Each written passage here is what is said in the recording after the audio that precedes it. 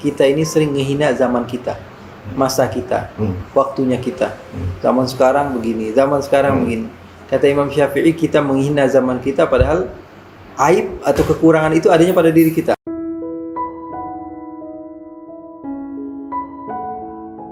Zaman sekarang kalau saya kira, kalau untuk menjadi ulama itu lebih gampang, lebih mudah. Karena apa? Di setiap tempat ada ulama, ada kiai. Di setiap daerah ada ulama, ada kiai, tempat kita belajar. Bedanya memang yang mutafannin sampai sampai mereka itu nguasain banget susah. Kenapa? Karena kalau sudah jadi ustadz sedikit, mulai endorse, mulai bikin travel.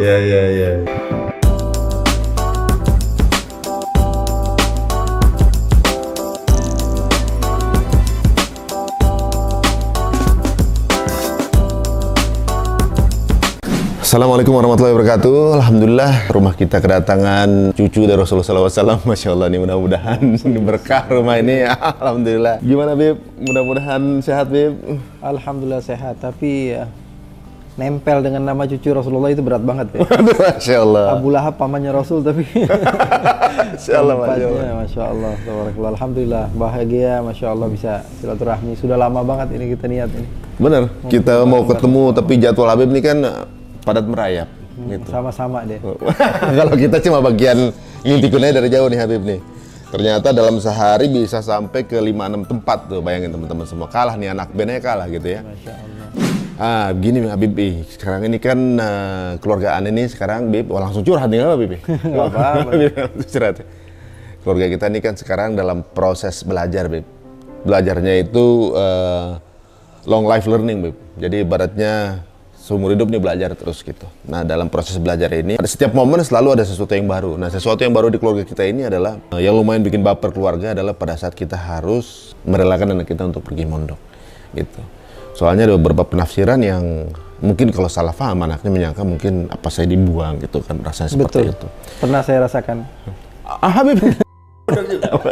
Nah Habib ini sebagai dulu mungkin pernah mondok juga, kira-kira apa Bib yang bisa kita ambil hikmah dan pelajaran Bib dari mondokin anak ini?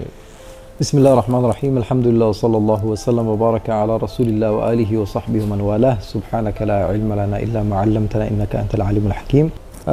Rasul sallallahu alaihi wasallam memerintahkan umat untuk memiliki ilmu karena agama ini berdiri dengan hujjah. Agama ini hujjah. Rasul sallallahu alaihi wasallam berdakwah dengan hujjah. Tanpa dalil maka tidak boleh. Apapun yang kita lakukan ini, seperti duduk berdua ini, harus ada dalilnya dari Al-Quran dan Sunnah. Duduk ini pun ada dalil? Iya, harus ada dalilnya. Apakah manfaat atau tidak ada manfaat? Karena agama itu dalil. Jadi kalau melakukan sesuatu tanpa dalil, maka tertolak dalam agama. Masya Allah. Ya, jadi apapun itu tentu memiliki dalil. Dan seseorang tanpa belajar, apakah dia bisa tahu yang mana yang dalil, yang mana yang bukan dalil? Atau sesuatu yang tidak ada dalilnya atau ada dalilnya? Makanya kita perlukan para ulama. Dan kita orang awam ikut kepada para ulama. Nah, menuntut ilmu adalah sesuatu yang sangatlah penting karena sesungguhnya agama itu bisa dengan ilmu. Makanya moto orang tua saya dulu ketika mondokkan saya, dia bilang apa? Lebih baik kamu yang nangis sekarang daripada saya yang nangis nanti di akhirat.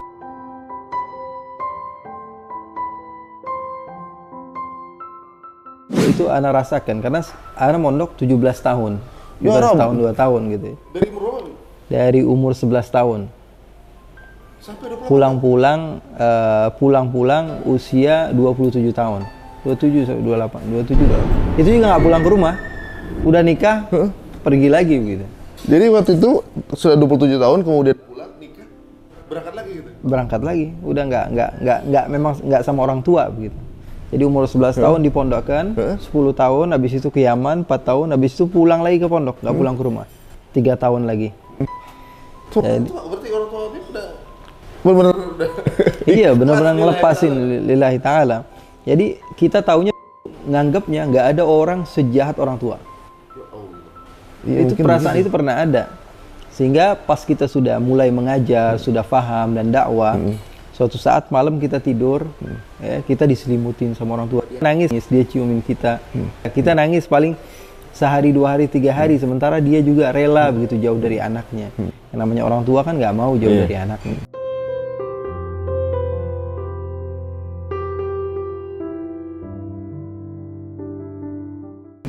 Tapi ini yang namanya perjuangan. Allah Subhanahu wa taala ingin lihat apakah kamu mampu atau tidak mampu. Bahkan sekelas Nabi besar Muhammad sallallahu alaihi wasallam. Suatu waktu Nabi Muhammad sallallahu alaihi wasallam khutbah di atas mimbar ketika sedang mengajar, tiba-tiba Hasan dan Husain, cucu Rasulullah SAW, Sayyidina Hasan dan Sayyidina Husain, salah seorang di antara mereka berjalan mendekat Rasulullah SAW, bermain di situ. Maka Rasulullah SAW katakan, Maha benar Allah ketika Allah berfirman, sesungguhnya harta kalian dan anak kalian adalah fitnah.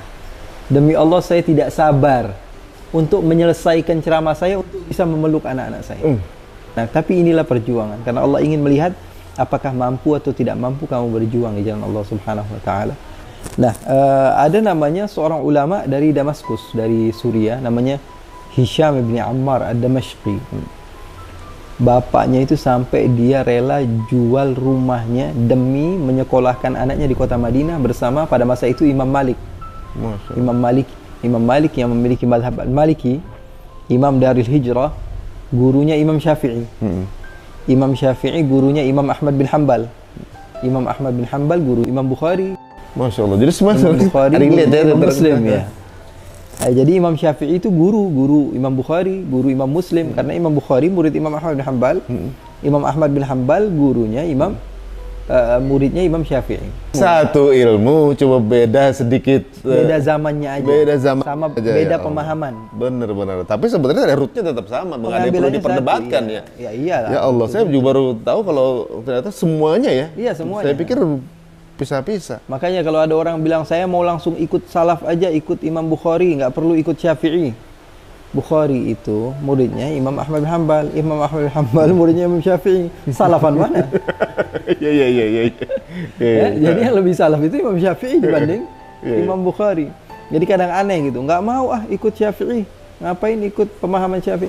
Dikira Imam Syafi'i memahami itu bukan dari Al-Quran, dari Sunnah, mungkin dari Injil. Enggak, tentu dari Al-Quran, dari Sunnah Rasulullah SAW. Makanya ada seseorang itu, nenek-nenek ketika dia memiliki satu masalah, lalu seorang qadhi mengatakan kepada dia, wahai nenek-nenek, mau saya jelaskan masalah kamu ini sesuai Al-Quran sama Sunnah atau sesuai pemahaman Syafi'i?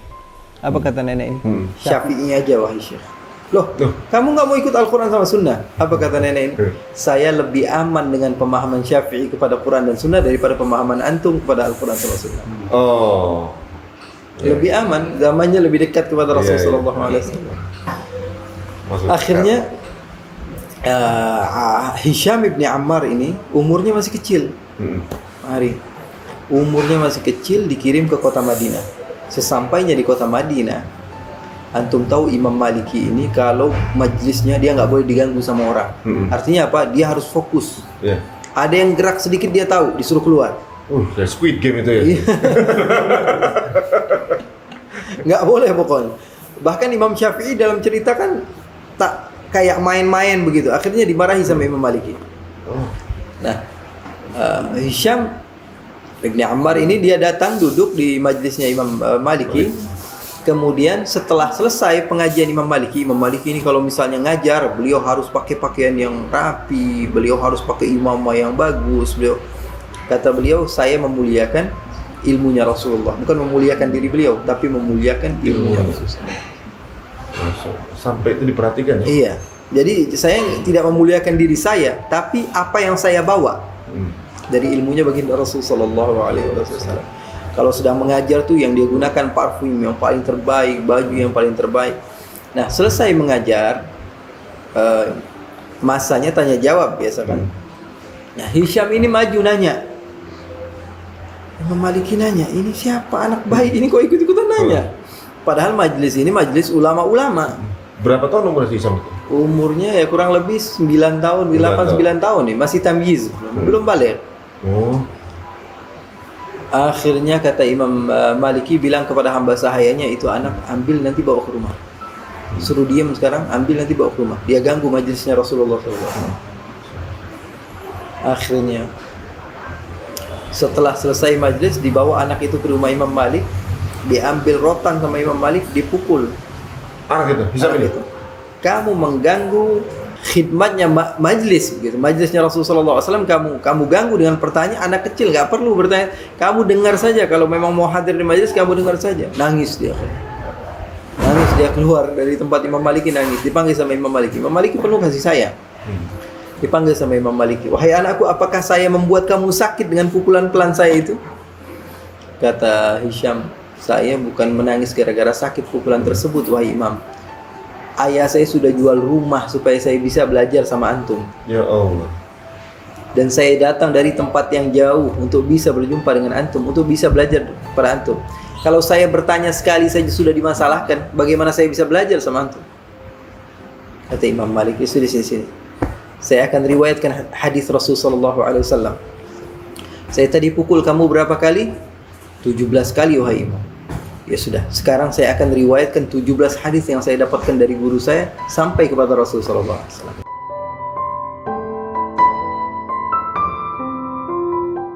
Masya Allah. Sebutkan 1 hadis, 2 hadis, 3 hadis, 4 hadis, sampai 17 hadis. Setelah itu, sebelum pergi, Hisham ini mengatakan kepada Imam Malik, wahai Imam Malik, kenapa wahai anakku? Tolong pukul saya lagi. Dan di setiap satu pukulan tolong berikan 1 hadis. Akhirnya tertawa Imam Malik dengan apa yang dilakukan oleh anak muda yang masih kecil padahal ya. Tapi semangatnya luar biasa. Jauh dari orang tua. Iya. Jauh dari orang tua. Tapi kesadaran ini ya alhamdulillah mungkin didapatkan pada saat mungkin belum adanya era sosmed. Iya. Bagaimana sekarang mungkin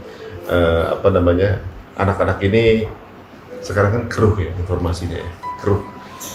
Dikit-dikit sosmed, dikit-dikit komputer, era informasi yang mungkin membuat mereka ya itu mungkin salah satunya adalah fitnahnya merancukan merancukan fokus tujuan gitu. Banyak anak-anak yang kalau zaman itu fokus tujuannya jalan Rasulullah SAW kan gitu. Namun sekarang kan kita bisa menemukan anak-anak seperti joget-jogetan atau ya banyak hal yang dilakukan dan sampai mungkin lupa bahwa mungkin bukan anak, mungkin orang tuanya pun lupa gitu bahwa kita ini hidup nih sebenarnya ada misinya gitu untuk hidup gitu. Nah itu berarti kan challenge lebih besar gitu. Karena bukan hanya anak-anak orang saya, termasuk mungkin anak-anak kita juga ikut dalam tren itu atau menyaksikan gini mungkin seperti itu. Nah ini mungkin bagaimana menyingkapinya nih? Imam Syafi'i pernah mengatakan na'ibu zamanana wal 'aibu fina wa ma li zamanina 'aibun siwana. Indah sekali kata Imam Syafi'i. Kita ini sering ngehina zaman kita, masa kita, waktunya kita. Zaman sekarang begini, zaman sekarang begini. Kata Imam Syafi'i, kita menghina zaman kita padahal aib atau kekurangan itu adanya pada diri kita.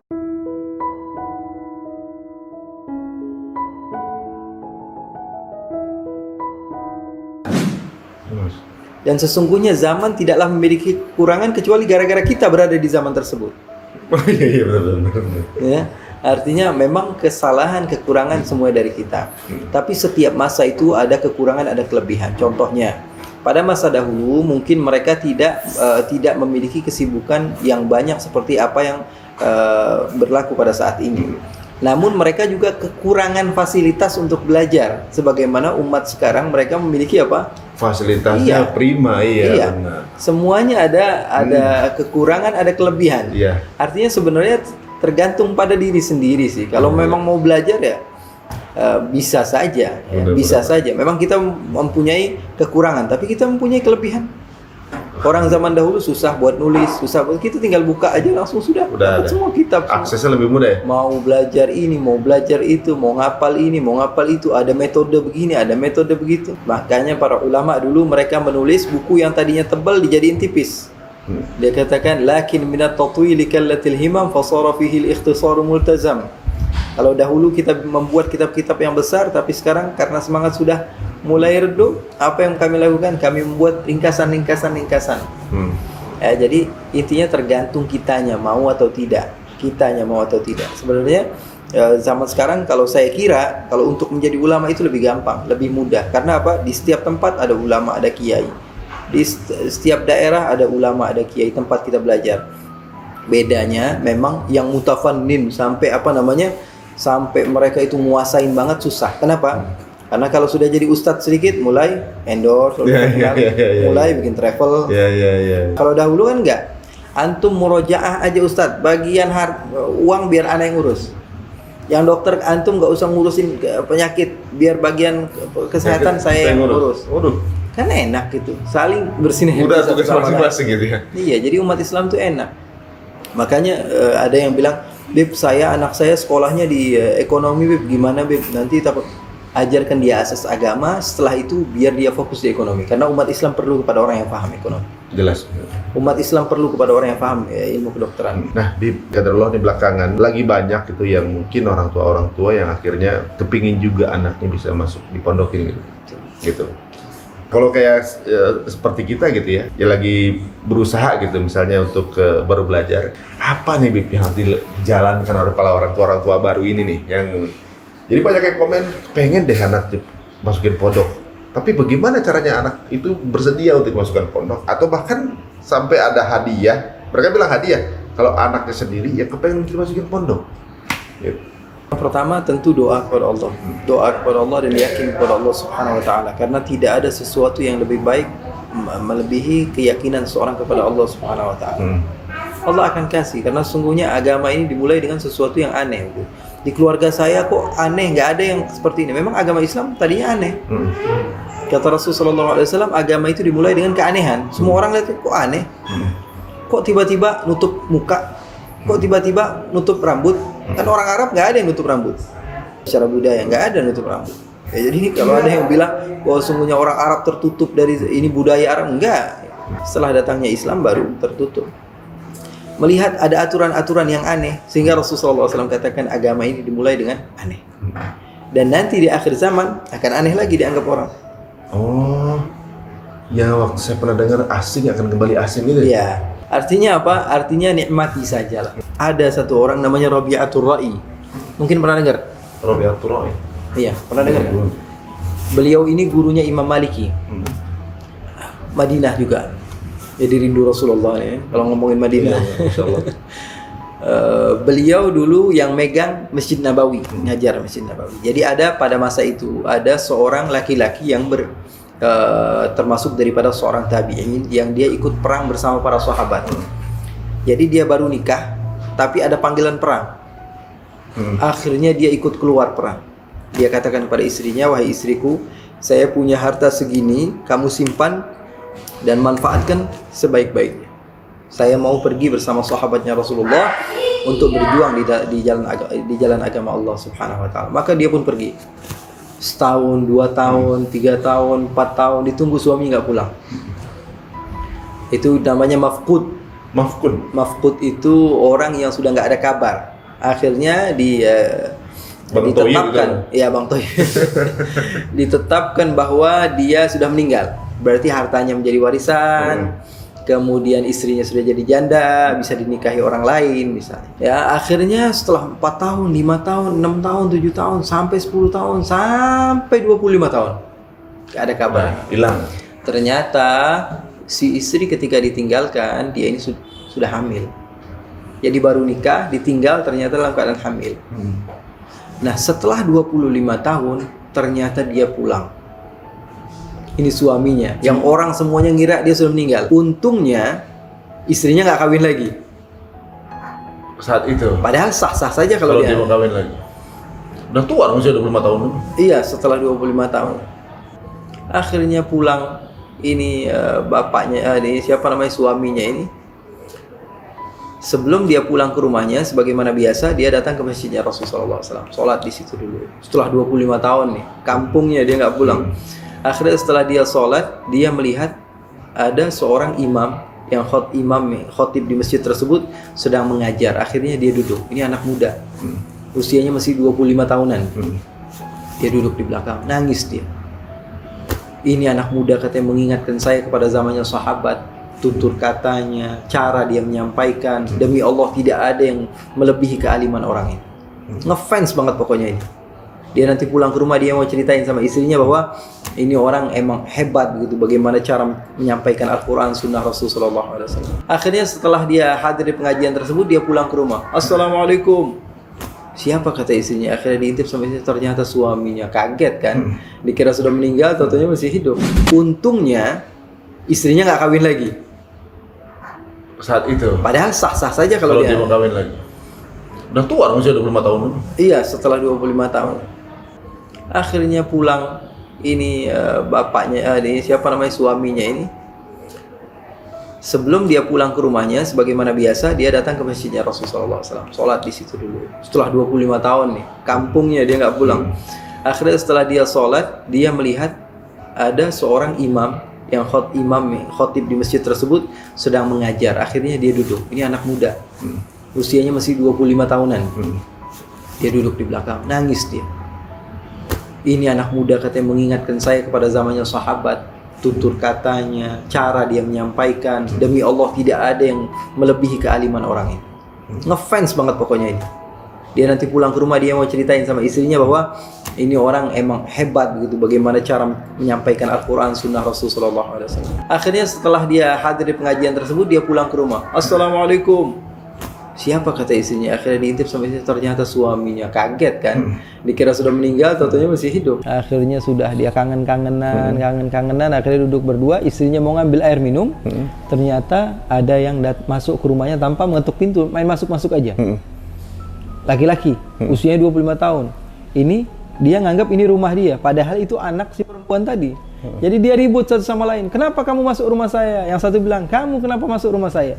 Padahal itu anak sama bapak. Ya Allah. Akhirnya dia bilang, antum syekh yang ngajar di masjid tadi? Iya. Masya Allah. Yang tadi itu? Yang ngajar tadi di masjid. Yang tadi ngajar bapaknya iya. itu tuh. Ya Allah. Akhirnya istrinya datang. Iya, ini anak kita namanya Rabi'ah. Ketika kamu pergi ternyata saya hamil dan saya melahirkan anak. Dari hasil uang yang kau berikan kepada saya jadikan semuanya untuk belajar anak kita sehingga dia menjadi ulama besar dan sekarang menjadi nomor 1 di kota Al-Madinah Al-Munawwarah.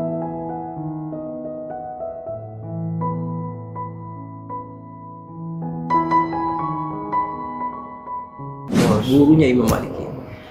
Ini menarik nih teman-teman semua. Ini banyak hal mungkin yang belum kita pernah dengar nih, ceritanya luar biasa banget. Jadi kalau dipikir-pikir ya, peran ibu ternyata lumayan bisa dibilang penting juga ya. Lebih penting daripada bapak. Makanya dikatakan al-ummu madrasatul aulad. Madrasah pertama bagi anak itu ibu. Karena bapak mungkin banyak kayak di luar, tapi ibu di rumah. Makanya dulu para perempuan-perempuan mereka belajar agama, belajar ilmu nahwu, ilmu sharaf, ilmu fikih. Buat apa? Kan kita perempuan nggak dakwah, nggak keluar ya, anak kamu. Oh iya. Jadi kalau para lelaki untuk berdakwah, para wanita untuk berdakwah kepada putra-putrinya. Iya. Ya Allah ya Rabb.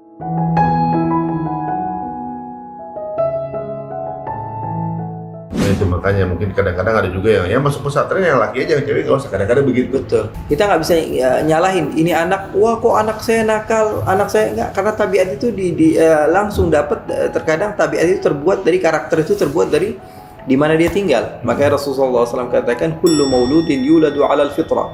Setiap orang lahir itu lahir dalam keadaan suci. Yang membuat dia Yahudi, fa abawahu yuhawidanihi wa yunassiranihi wa yumajjisanihi. Saya sering bilang sama teman-teman, kalau misalnya kamu pengen anak kamu jago main PUBG, jangan ajarin dia, kakaknya aja. Dia nggak usah dikasih handphone, kakaknya kasih handphone. Lama-kelamaan dia pasti bisa. Oh iya. Adeknya nggak usah diajarin. Kalau pengen adeknya ini suka lagu pop atau suka lagu India misalnya, suruh kakaknya dengerin lagu India terus. Adeknya juga pasti begitu. Pasti. Tapi berarti anak saya yang anak pertama saya pondok ini, kedua enggak berarti kan, tapi tetap bisa lele. Tapi walaupun bisa lelenya pun kakaknya bisa luar adeknya. Bisa, iya, sangat bisa. Nah ini menariknya, ini banyak hal yang bisa kita ambil nih teman-teman semua dari cerita Habib tadi, bahwa peran dari ibu ini adalah sakral juga ya, seorang ulama besar ini dan ibu ya. Rasulullah juga ketika tumbuh kan ayahnya meninggal duluan ya? Sudah meninggal duluan kan? Nabi Isa pun begitu. Betul. Bahkan Nabi Sulaiman pun begitu. Nabi Ismail pun begitu. Nah ini berarti memang ilmu itu buat laki dan perempuan, berarti memang itu semua. Tugas luar biasa. Orang-orang besar itu Nabi Isa, Rasulullah. Tadi ceritakan sama Ustaz, Rabi'atul itu tadi. Kemudian Nabi Ismail. Saya juga waktu ada konsep parenting bahwa bagaimana caranya tiba-tiba seorang Nabi Ismail, bapaknya tidak pernah dilihat atau jarang ketemu, sekali ketemu minta disembelih gitu kan. Itu pengorbanan ayahnya juga untuk ketika mengabulkan apa permintaan Allah. Jadi waktu saya antri gitu, hati memang hancur, Bib. Betul. Kita pas kerasa ini belum apa-apanya dibanding Nabi Ibrahim waktu Makanya Rasulullah SAW katakan musibah yang didapat seseorang itu ya tergantung derajatnya di sisi Allah. Yang pertama kali paling banyak musibah didapatkan oleh para nabi, kemudian para wali, kemudian semakin kamu taat kepada Allah semakin banyak musibah yang akan kamu. Memang begitu. Begitu ya? Iya betul. Makanya kalau seseorang itu menghitung kemuliaan orang lain itu dari sedikitnya musibah, maka tentu Rasulullah adalah makhluk yang diciptakan tanpa musibah. Tapi enggak, Rasulullah banyak banget musibah. Ya, orang kadang-kadang lihat, wah ini banyak musibahnya berarti orang susah. Wah berarti ini orang nggak baik. Wah berarti ini enggak. Waduh, teman-teman ya, kalau teman-teman mencoba berbuat baik banyak yang bully, ini kalimatnya benar-benar jadi penyemangat. Ya, dibully dalam kebaikan sabar aja, gitu ya. Kalau memang Rasulullah orang yang mulia adalah yang nggak pernah dibully, pasti Rasulullah nggak akan pernah dibully. Iya. Oh saya Habib, saya kan nggak pernah berbuat jahat tapi saya difitnah. Allah aja difitnah punya anak. Terus dia nggak mau begitu, mau selamat hidupnya, nggak bisa. Nggak bisa. Aduh, ini menarik sih. Jadi banyak yang relate ya dari apa yang dikatakan Habib ya. Bahwa makhluk pertama yang dibully itu Nabi Adam dibully sama iblis ya waktu itu. Jadi memang kalau emang mau berada di jalan ini salah kita memilih untuk bisa hidup di dunia. Padahal amanat ini udah diberikan kepada gunung menolak amanah ya. Terus setelah kita diciptakan kita ogah-ogahan ya nggak bisa. Kita diciptakan untuk sabar. Ya ambil sisi positifnya aja. Mungkin kita udah lama nggak manggil nama Allah. Allah sudah rindu sama kita. Kalau tanpa musibah mungkin kita nggak manggil nama Allah.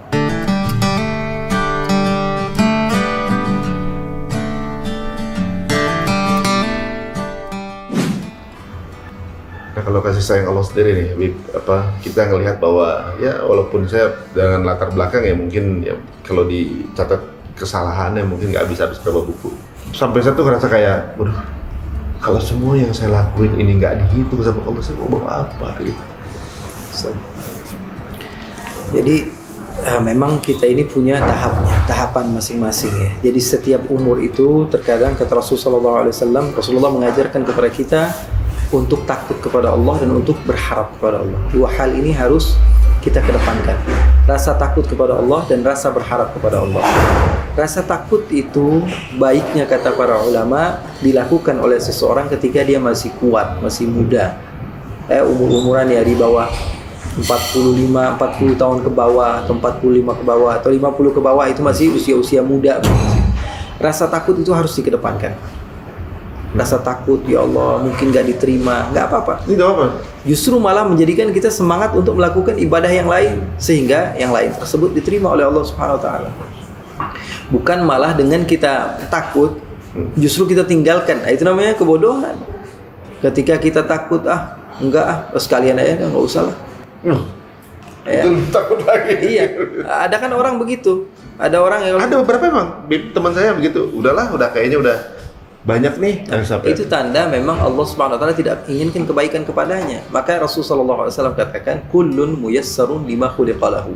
Ini jadikan pegangan kita hadis Rasulullah. Kata Rasulullah, setiap orang itu dipermudah untuk apa hakikat dia diciptakan.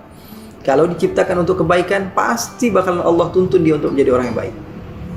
Kalau Allah inginkan dia menjadi orang yang buruk, Allah inginkan dia menjadi ahli nerakanya Allah Subhanahu Wa Taala, maka pasti aja ada jalan dia untuk menjadi orang yang tidak baik. Walaupun hidup di sekitar orang yang baik. Jadi rasa takutnya kita kepada Allah Subhanahu Wa Taala harusnya menjadi cambukan kita untuk semakin melakukan kebaikan. Karena Rasulullah SAW katakan kita nggak tahu kita ini masuk surga dari amal yang mana. Ada sebagian ulama dilihat ketika di dalam mimpi mengajarkan bahwa sungguhnya dari amal ibadah apa yang kamu dapatkan sehingga Allah ridha kepadamu. Bukan dari amal ibadah, bukan dari ini, bukan segala macam. Gara-gara pernah ngasih makanan kepada hayawan, kepada binatang begitu. Itu sebab Allah inginkan dia masuk surga. Jadi kita nggak tahu ibadah yang mana yang Allah ridha kepada kita. yang dengan ibadah tersebut Allah hapus semua dosa. Bisa jadi dengan nahan sabar dari musibah yang Allah berikan. Karena Rasulullah SAW katakan bahwa setiap orang yang mendapatkan gangguan, terusik hatinya, apapun itu, bahkan terkena duri di kakinya itu dia terusik, maka Rasulullah SAW katakan itu menjadi kafarah, menjadi bayaran daripada dosa yang pernah dia lakukan. Artinya apa? Dosanya terhapus. Kalau dia nggak sabar, ini ceritanya. Kalau dia sabar, dapat pahala. Orang sakit, kemudian dia tidak sabar, ngerasa sakit, itu kafarah, penghapus dosanya. Kalau dia sabar, sudah dihapus dosa, dapat pahala.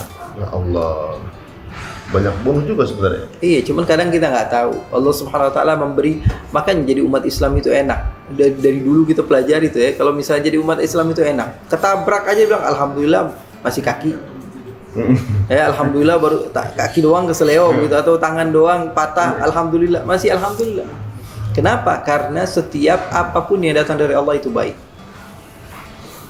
Ya datang dari Allah. Nuzon aja gitu sama Allah. Cara pandang kita aja kepada Allah. Sayyidina Ja'far as-Shadiq, beliau lagi sholat, pembantunya pegang anaknya, ternyata anaknya jatuh, meninggal.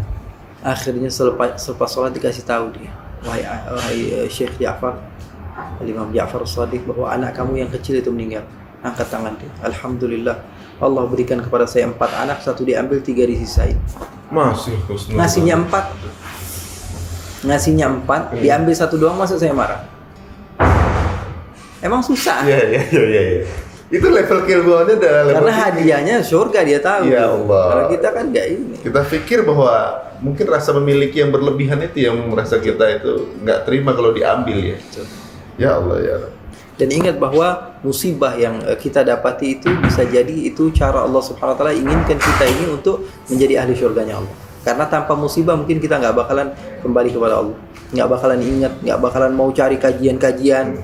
Tanpa musibah mungkin kita nggak bakalan cari tempat-tempat yang baik. Yakini saja bahwa sungguhnya apa yang kita dapatkan ini bisa jadi bahwa sungguhnya Allah rindu panggilan kita di malam hari kepada Allah. Kemana saja kamu nggak manggil nama Allah, lupa dengan kehidupan duniawi kamu. Saya nggak, misalnya dengan anak pondok, banyak ada juga yang komen dengan nggak sependapat dengan menitipkan anak pondok gitu, atau juga mungkin melepas anak gitu kan gitu. Misalnya komennya misalnya kayak semacam nanti anaknya jadi jauh, salah sendiri udah ngelakuin itu misalnya kayak gitu. Kan kita nggak bisa bikin semua orang sependapat. Iya betul. Jadi begini, kalau pengen semua orang itu ikut kepada apa yang kita pengenin, itu namanya mustahil yang mutlak. Ridwan nas ghayatun la tudrak. Pengen semua orang suka ataupun sepaham dengan kita, itu adalah puncak yang tidak akan pernah kita gapai. Gak bakalan pernah bisa, karena semua orang berbeda-beda. Ada yang suka biru, ada yang suka hijau, ada yang suka merah, ada yang suka kuning. Mau dipaksa harus sama sukanya sama kita, nggak bisa. Ya. Bahkan di dalam keyakinan kepada Allah saja masih aja ada orang yang nggak mau yakin kepada Allah Subhanahu Wa Taala. Apalagi hanya sebatas memasukkan anak di pondok. Kata Imam Syafi'i, kamu tidak akan mendapatkan ilmu kecuali dengan 6 hal. Zakat, ada kepandaian, kecerdasan, kepintaran. Pintar itu bisa dicari ya. Iya. Belajar berarti ya? Iya. Hirs, semangat.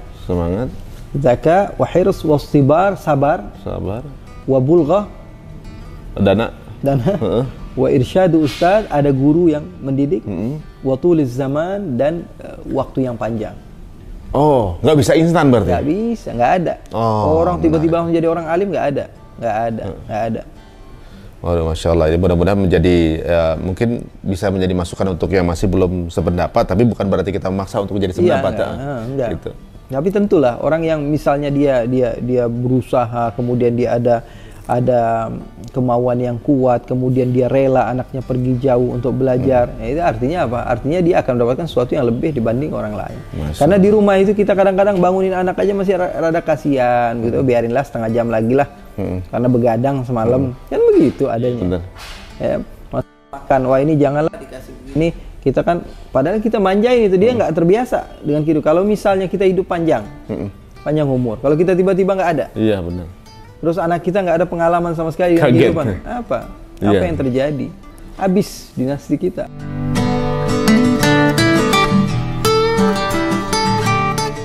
ini alhamdulillah ya teman-teman semua kita bisa menyaksikan acara ini, di mana tentunya juga secara pribadi saya juga banyak mendapat. Terima kasih channel ini. Terima kasih Habib untuk waktunya untuk bisa hadir di sini, Habib. Jazakallah khair, mudah-mudahan insyaallah bisa silaturahmi lagi nanti di lain waktu. Insyaallah. Masya Allah. Kalau gitu kita tutup dengan assalamualaikum warahmatullahi wabarakatuh.